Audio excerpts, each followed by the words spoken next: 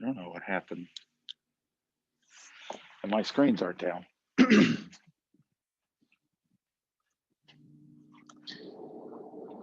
Sorry about that.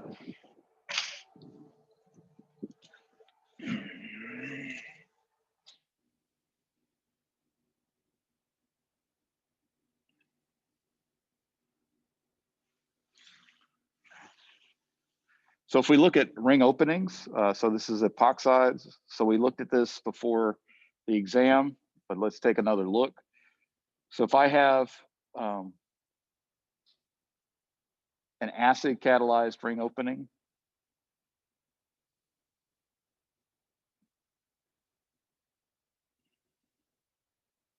well, that's not going to work. I can't show you regiochemistry if it's going to get above 2 alcohols. So if we look at the methoxide and we do this with catalytic sulfuric acid, what we'll end up is the ether on one side and the alcohol on the other. The mechanism on this goes through the protonated species. So the first thing we get is protonation with the acid.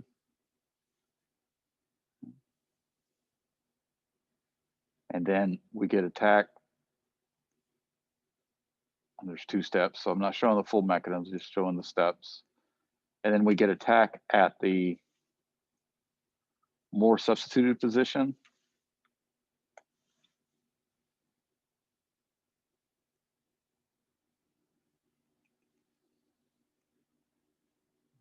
Okay. And the reason for that is if we look at this transition state,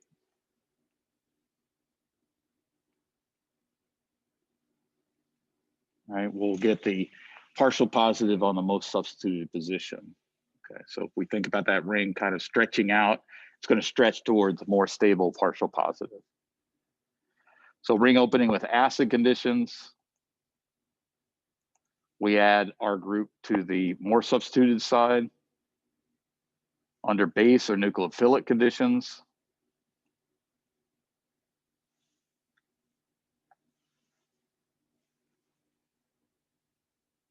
so if we take this same substrate and now we add the methoxide,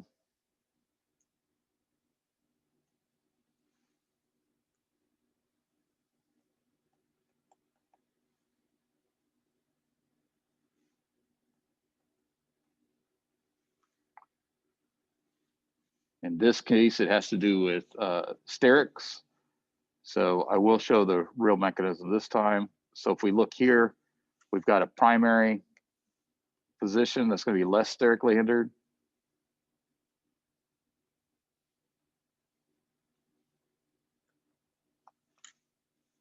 So that our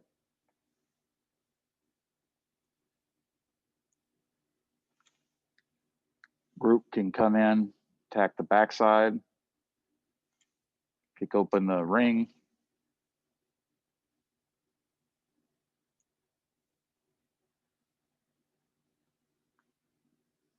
and then a proton transfer with the solvent.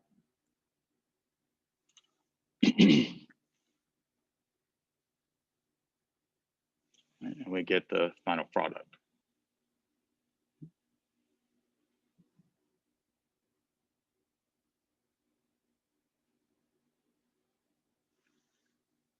Okay, questions about this one?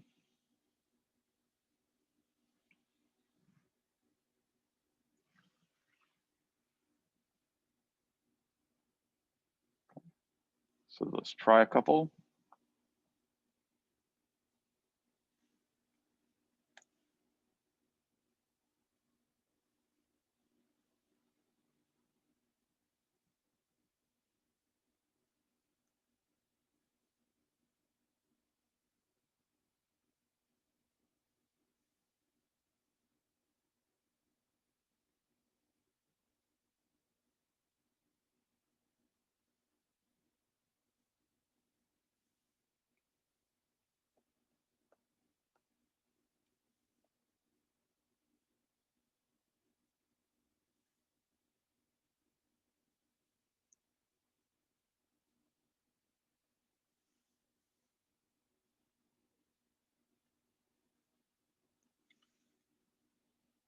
I'll put a little stereochemistry on this as well.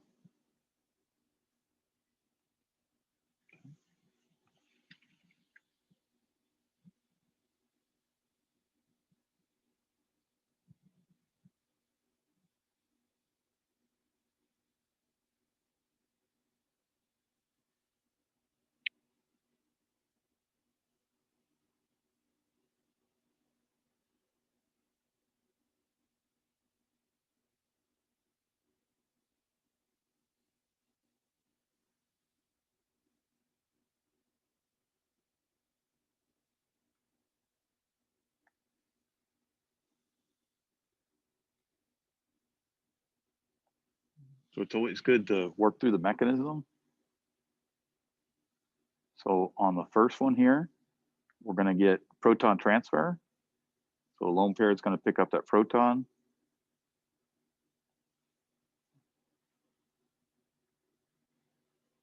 That'll give me the protonated epoxide.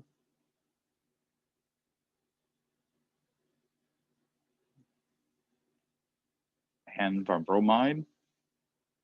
Bromide is going to be my nucleophile. It's going to attack, because this acid rate, it's going to attack the more substituted side from the back side.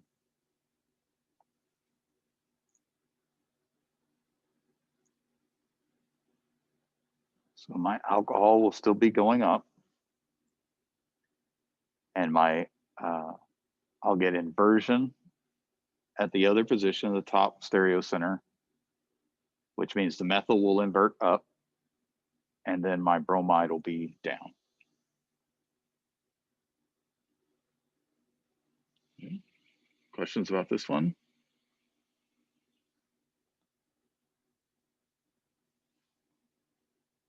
Okay, and the other one,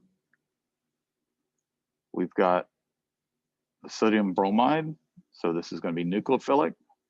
So the nucleophile is going to attack the least substituted side, like an SN2. It's going to ring open. It's going to have attack from the back side. That already gives us the addition with the bromide down. The O minus is up.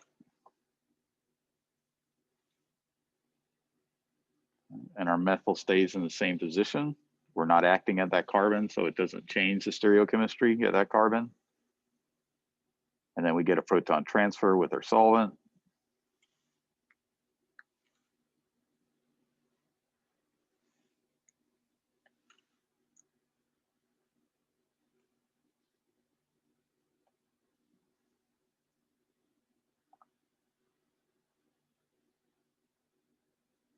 Oops. Okay, so ring openings are regioselective. The regioselectivity changes depending on whether it's acid or base, but the stereochemistry actually stays the same. The bromide always attacks from the bottom side. Or the nucleophile attacks from the bottom.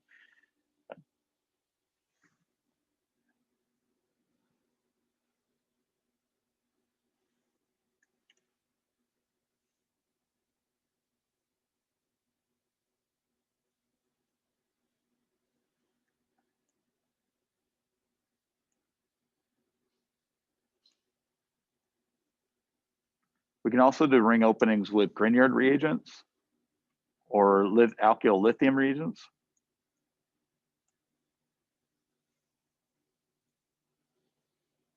So if we remember, if we take a bromide, react that with manganese and ether,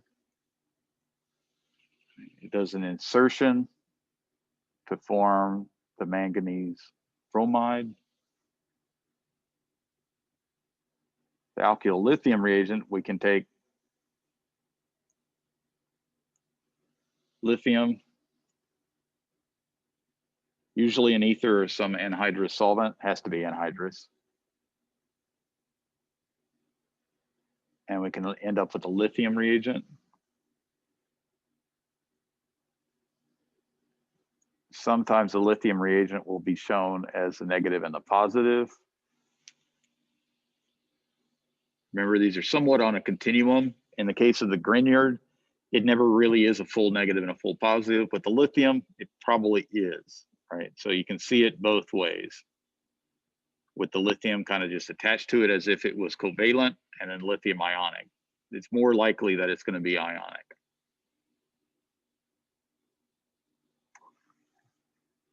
So if we think about these, whether it is the full negative and the positive, or the partial negative, partial positive in the Grignard, these are going to be nucleophilic. So if we do a ring opening with these,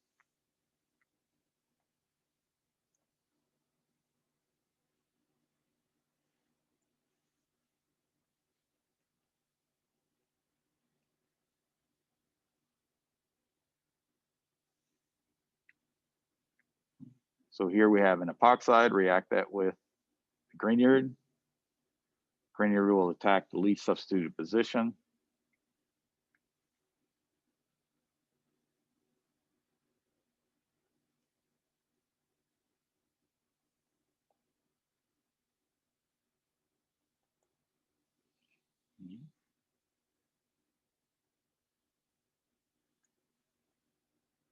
And then in a second step, we're going to need to add some type of proton source.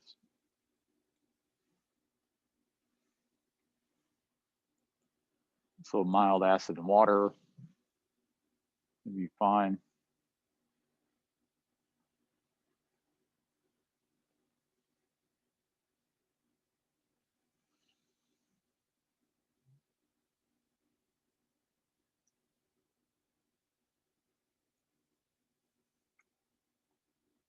Similar thing will happen with the organolithium reagent, the alkyl lithium reagent.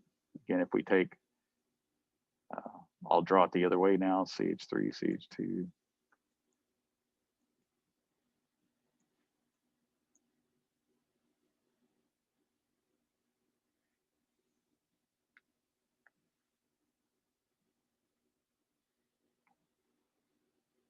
The alkyl lithium will attack. Again, since it's nucleophilic, we'd follow the least substituted side.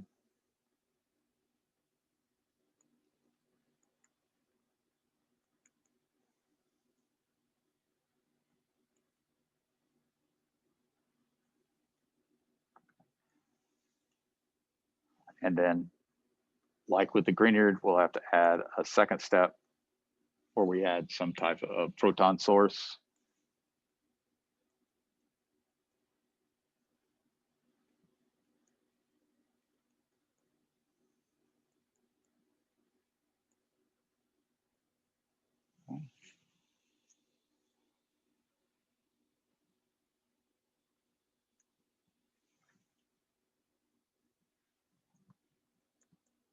We haven't focused much on synthesis, but we will at this last part.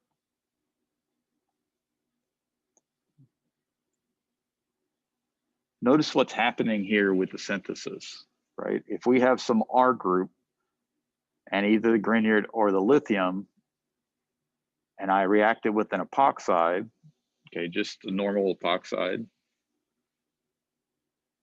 First step, second step, H3O plus, right? Some type of proton source. What I end up doing is adding 2 carbons and a terminal oxygen, usually in the form of an alcohol, right? So the synthetic utility of this is that I'm adding 2 carbons. So I have another reaction now to change my carbon skeleton. The unique thing about this one is it adds 2 carbon and a terminal functional group, the alcohol to start with, but I could turn the alcohol into several other things. If we think about some of the other reactions that we've seen, right, I could take a Grignard and react it with a 2 carbon aldehyde group, right? So this aldehyde group, follow that with a proton source, right? But what this does is give us 2 carbon with the functionality directly where it's added. Again, it's been a while, so let's take a look at this one.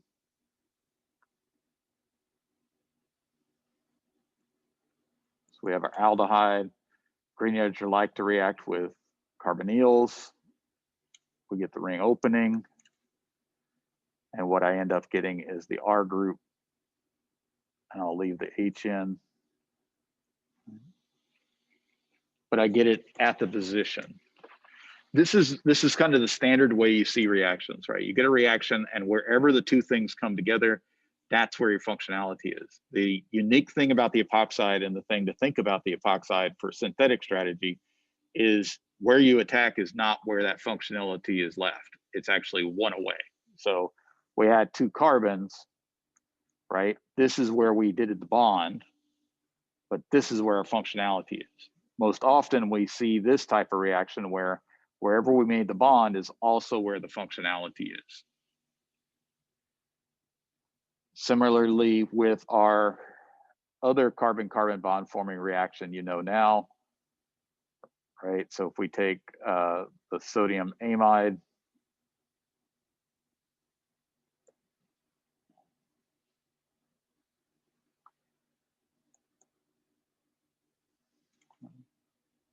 where I end up making my bond, right? That's my functionality is in that same location. This kind of projects it one over.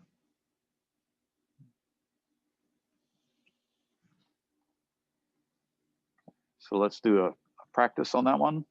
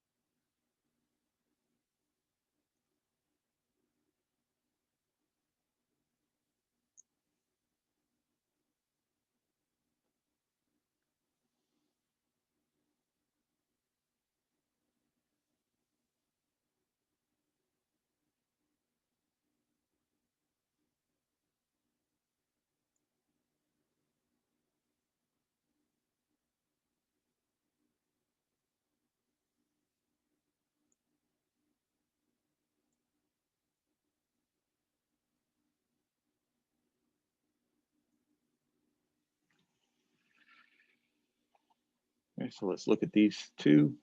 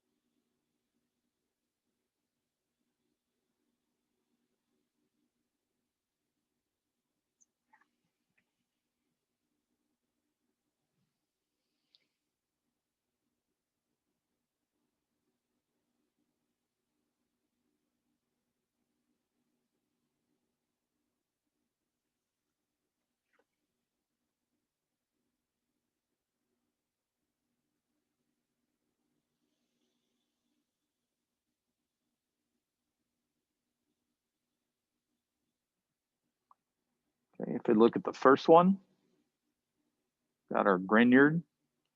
Here, we've got our epoxide. The Grignard is going to be a nucleophilic group. So as a nucleophilic group, I need regioselectivity. So nucleophilic will go to the least substituted side, which is this side. We can draw that ring opening. So therefore, I'm going to end up with the methyl group on the end and the alcohol then on the other position. And this is okay. Questions about this one?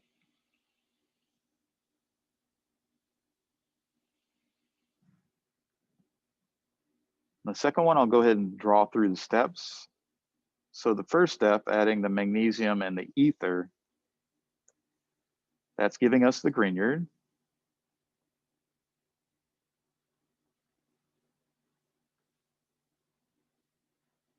And then the Grignard reacts with the epoxide.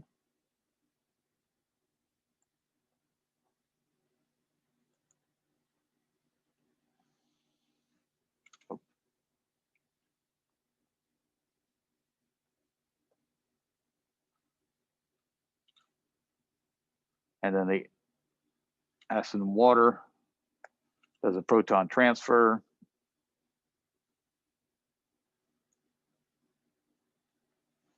To get us our final alcohol. Okay, so we extended that carbon, 2 carbons with the terminal alcohol.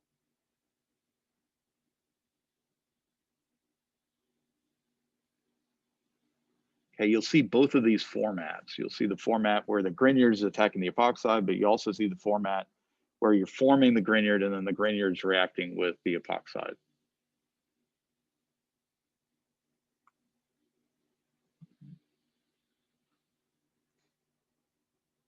Okay, all right, questions? Okay.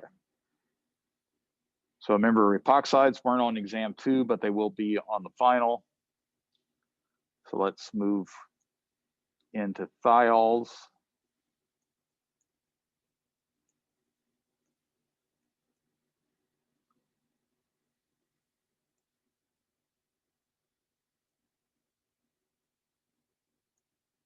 And disulfides.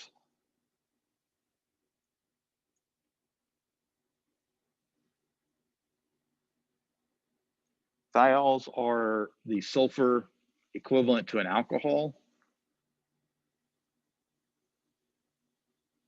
The proton is available, and they're very nucleophilic.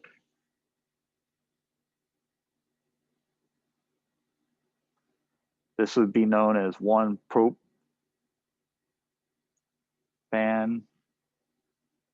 thiol. So we add the E back in just so we don't have the N and the TH together.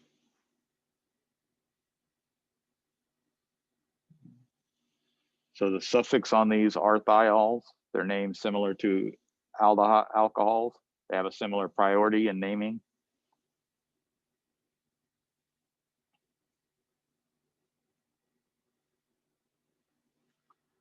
Sulfides are the ether equivalent. So replacing the oxygen and an ether with a sulfur, and we form sulfides. The common name on this one and accepted would be diethyl sulfide.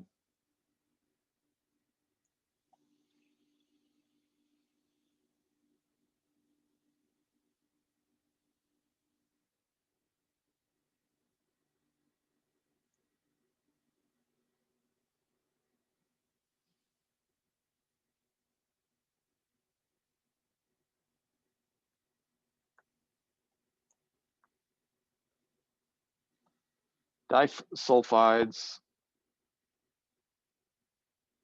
are sulfur-sulfur bonds. So this would be the equivalent of the hydrogen of a peroxide.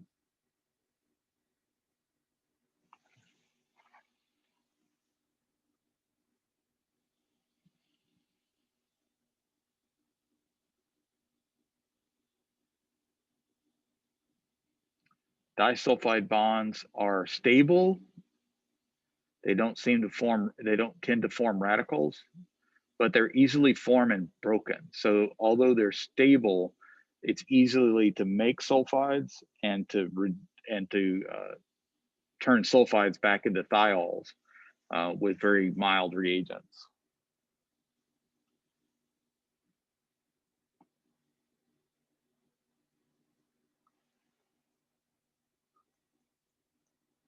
So thiol formation is actually just alcohol formation with the sulfur. So you'd have the bromine react that with sodium thiol, right? And that will give you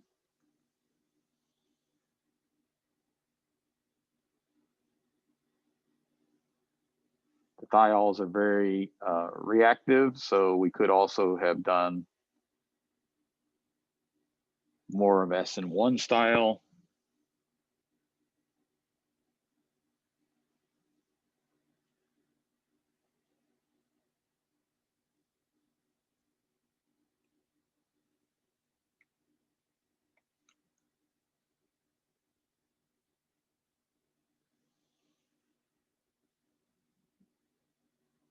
So we're just changing the nucleophile. So if we use the SH as our nucleophile, we'll get the product.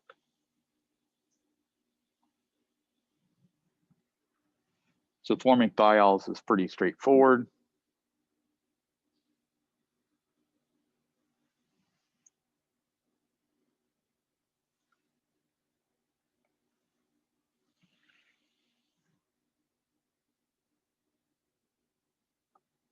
It's a little bit more complicated to turn alkenes and other functional groups into thiols. So you don't see that, mainly because those often deal with oxidations and reductions.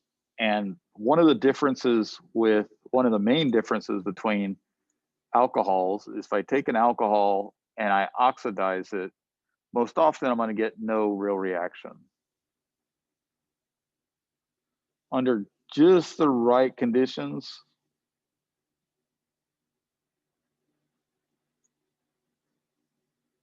right, I might end up with a peroxide.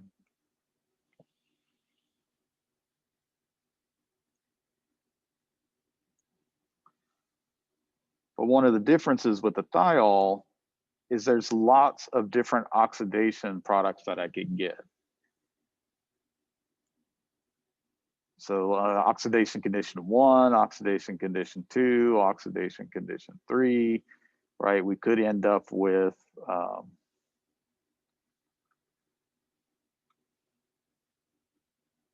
a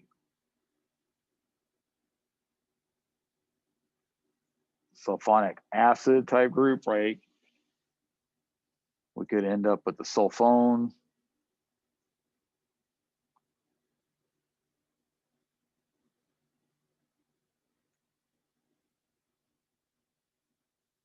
And we'll probably look at these if we have time before the end of the semester.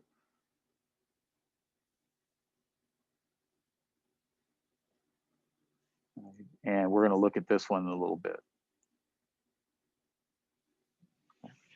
So one of the things about alcohols is you're not going to really oxidize them. You potentially, with oxygen, actual molecular oxygen, in a long time period, you can turn alcohols into hydrogen peroxide. So they're under extreme conditions. It's not easy.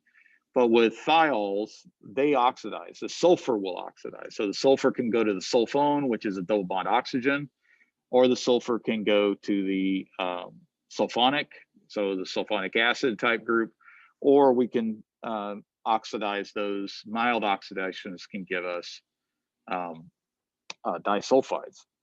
We'll look at the disulfides specifically.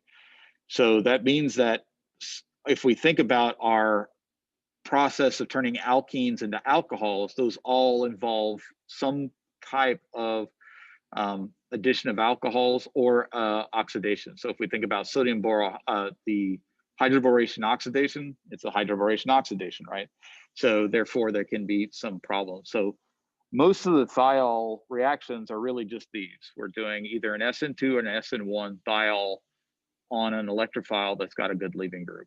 You don't see the assortment of alcohol reactions, formation reactions you saw with alcohols with thiols, right? So it's really just these two reactions. One of the things chemically is to understand that the sulfur can oxidize. Why can the sulfur oxidize? Remember, what can the sulfur do that the oxygen won't? Well, the sulfur can do hypervalent. Right? Hypervalent means it'll go above the octet rule.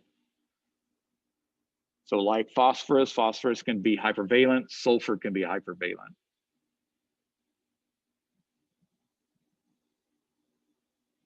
So sulfur to oxygen, sulfur is a little bit more nucleophilic, a little more stable with a positive charge. But the big difference is sulfur can be a hypervalent atom where oxygen can't.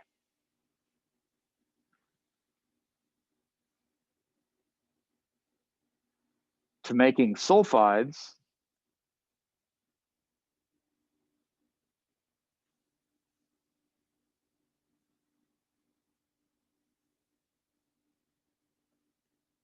you start with the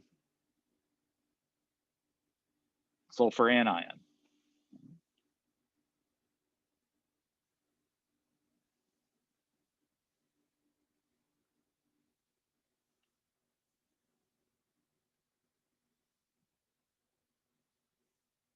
And look at the mechanism. So we just get an SN2 type reaction. These are good SN2 nucleophiles. So we get backside attack, and that gives us our product. These can also work in an SN1 type process.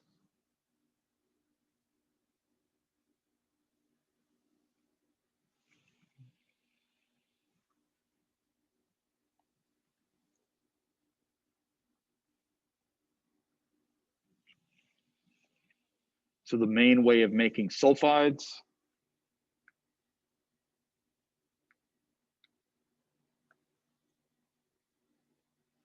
is to do a nucleophilic attack with a thiol.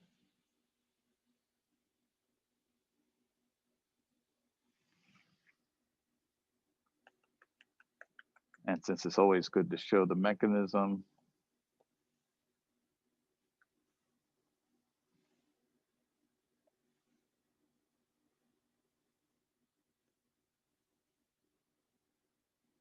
sulfur lone pair attacks the carbocation.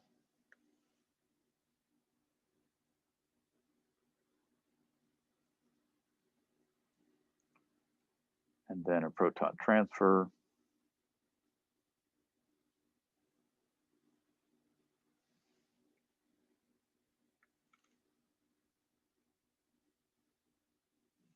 To give us our final product.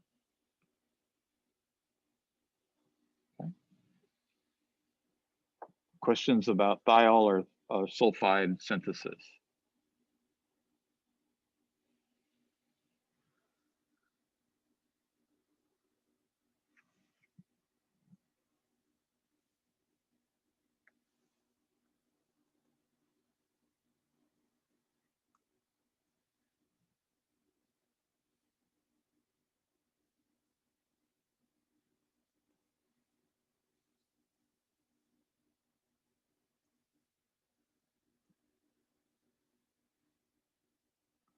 We have a mild oxidation of thiols.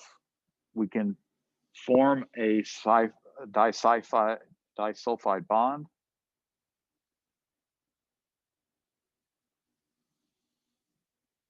Which is a sulfur-sulfur bond.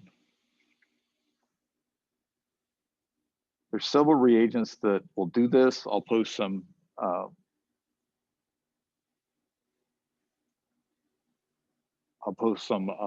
additional reading that'll show some of these. Turns out bromine will do this, just a mild solution of bromine. It's usually done in some type of mild base solution.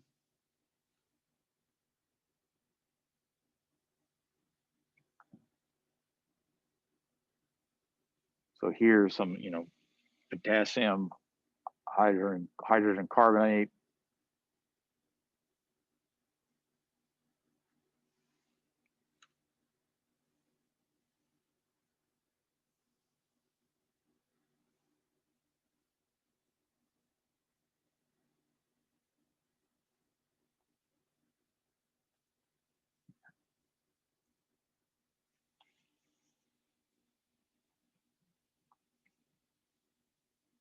And the mild base is there to remove the proton. But the process is an oxidative process between the two sulfurs. If we use a stronger oxidant, we can actually form other things, as we'll show later. We can also start with sulfides instead of thiols and get others, and we'll try and show that next week. The other thing we can do with these is that we can take the disulfide and reduce it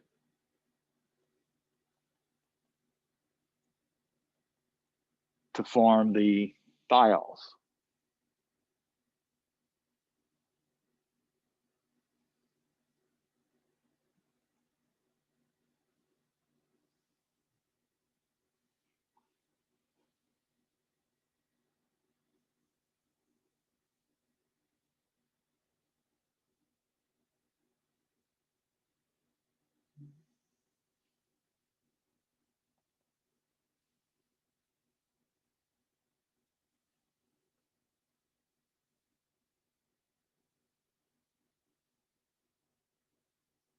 There's several things you can use.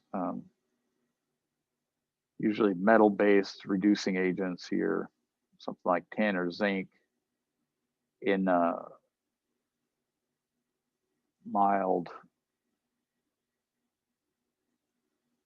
acid conditions.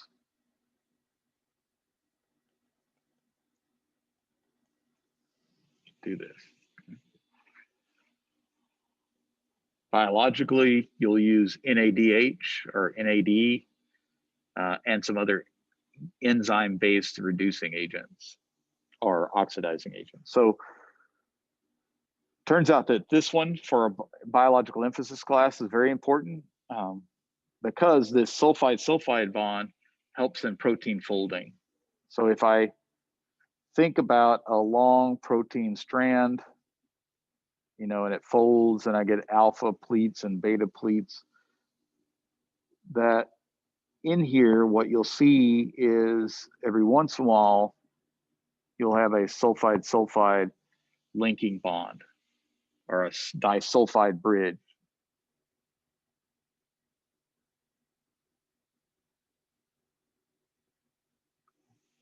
And that helps in protein folding. Okay. Normally, a protein folding is held together by hydrogen bonding, right? The attraction between the hydrogen bonds. But the disulfide actually gives us a covalent.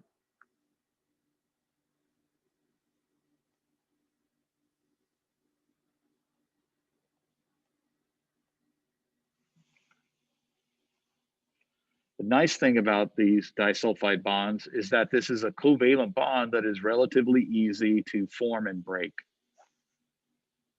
So with a mild oxidant, and in biologically that can be NADH to NAD plus, right? We can take a thiol, a protein chain with two thiols, and cleave those together and do a disulfide bridge there. And then if we want to remove that disulfide bridge, all we need is a mild reducing agent. And we could potentially use NAD plus to NADH, but we could also, there's also some other enzymes that can be used to do that.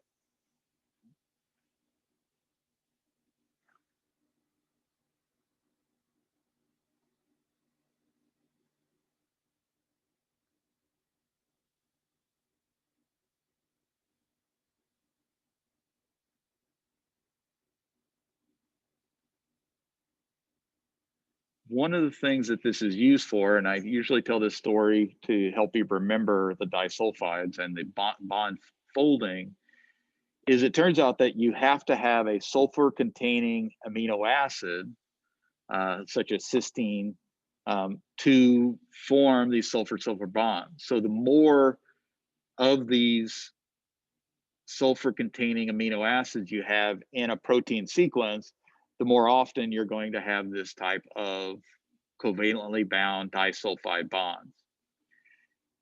This shows itself in human characteristics with hair.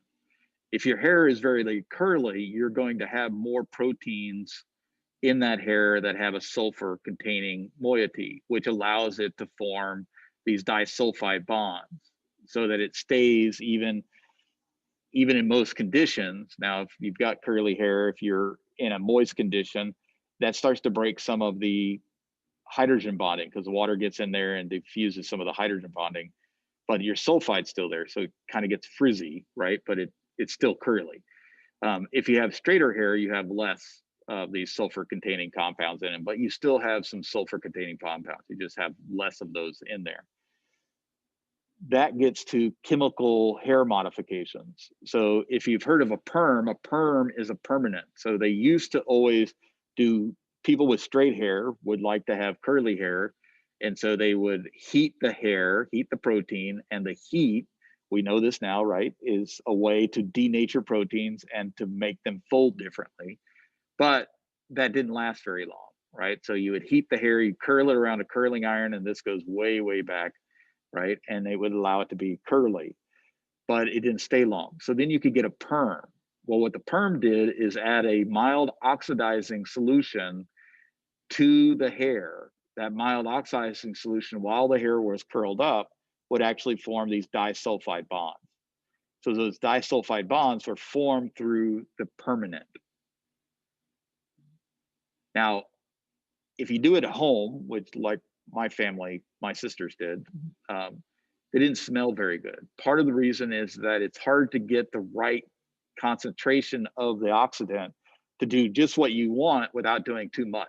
Well, if you do too much, what you end up doing is forming, breaking off some of the sulfur compounds, and the sulfur compounds, thiols are known for smelling really bad. So if natural gas, the compound that's in there is a disulfide, dimethyl sulfide. The reason they put that in natural gas is so natural gas can smell. If it doesn't smell, you would never know. Natural gas has no odor. So they add an odorant to it. Hydrogen sulfide smells like rotten eggs. So, you know, thiols, mercaptans, these compounds all smell pretty bad. So what happens in a perm is that if you use too much oxidant, you oxidize off, and then the whole house smells like rotten eggs for a while. The opposite of that is also true. So if you have really curly hair and you can straighten that with a hot straightening iron, right? So you have straightening irons, and you can straighten your hair with the iron, but it doesn't stay very long. But you can also do this chemically, relaxing. Well, what relaxing does is it's breaking the sulfide bonds by using a mild reducing agent. And so what's happening biologically with protein folding, we have very, very obvious examples of that with hair, right? You can straighten hair by doing a reducing type agent while you straighten it, right? Straighten it and then put on a relaxing agent, or you can form curly hair by curling it and putting on a mild oxidizing agent. Okay. Questions about disulfide bonds?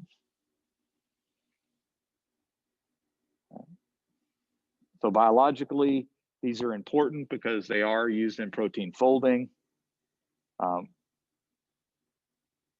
And it's an interesting kind of simple oxidation and reduction.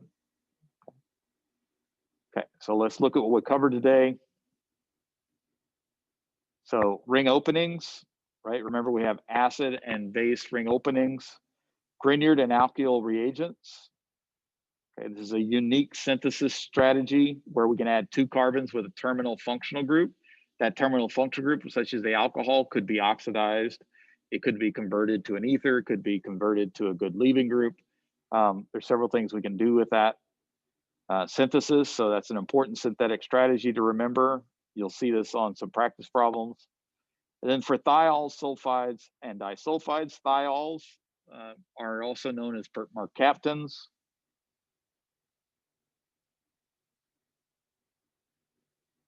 Okay, those known as mercaptans because they react with mercury really quickly. So that's where the mer comes from. And capturing mercury, I think, is where the captons come from.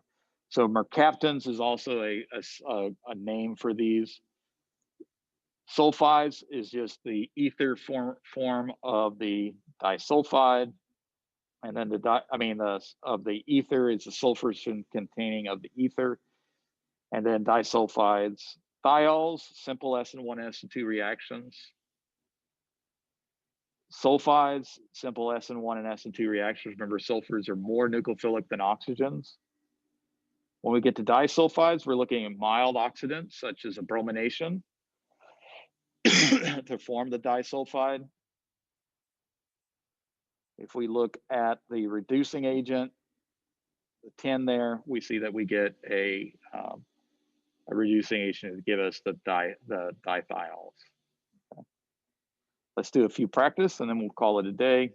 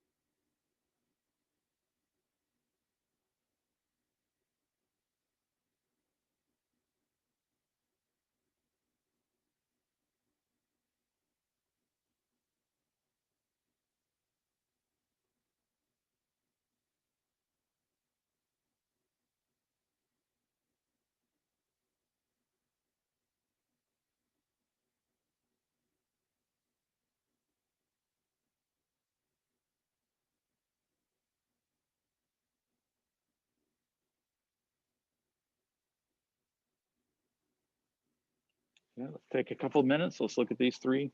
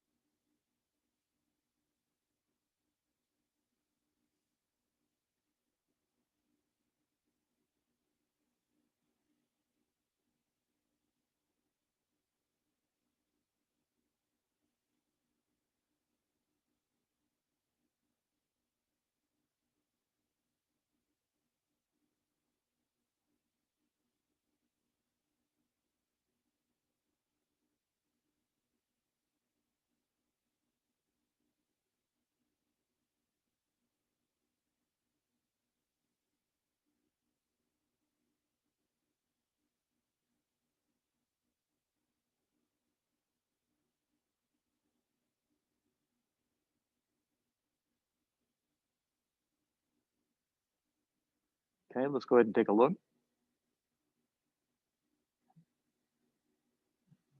In the first one, we've got the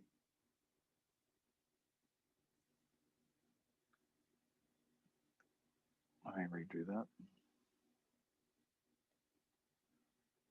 Got the negative sulfur. It's going to do an SN2 type reaction. So come in from the backside, kick up the bromine. That's the first step. So we end up with the thiol. But then the second step is an oxidation. All right, so a mild oxidation, and we didn't show the mechanism on this one. All right, but a mild oxidation is going to give us the disulfide. So first we form the thiol, and then we did a mild oxidation to form the disulfide.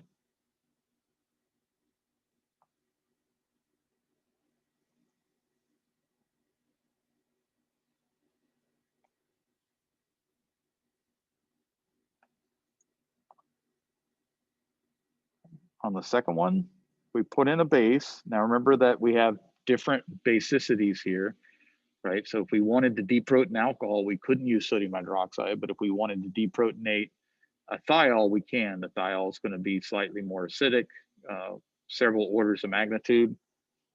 And so there, for the first step here, we can just do the deprotonation.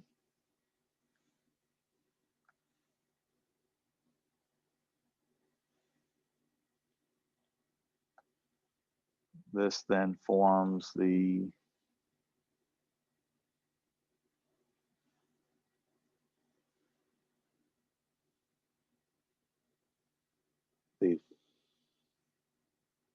sulfide, and then that reacts with our electrophile to end up with our dipropyl sulfide.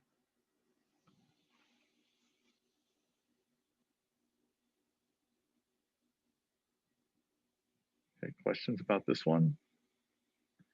Again, the mechanism on these are going to be either SN1 or SN2. In this case, since it's nucleophilic and a primary, it's going to be SN2. So when you're looking at these, remember that thiols and sulfide reactions are just SN1 or SN2, so they follow the same trends and requirements.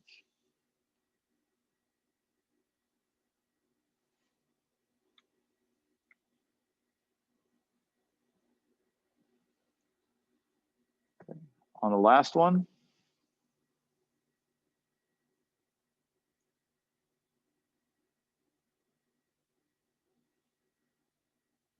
we form magnesium bromide, so the Grignard. The Grignard then does a nucleophilic attack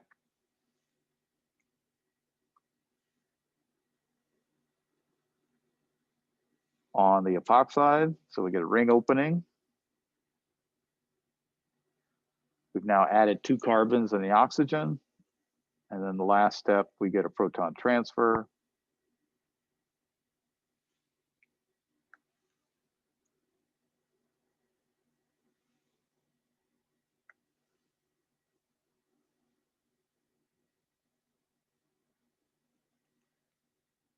Oh, added too many carbons.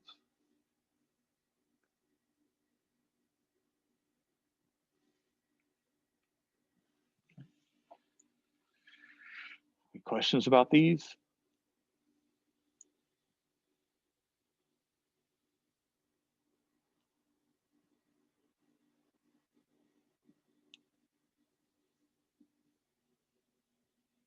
Remember the importance of the disulfide bridge, that it can both be formed and broken with mild conditions. Biologically important, you're going to see it over the next year and a half as you go through biochemistry.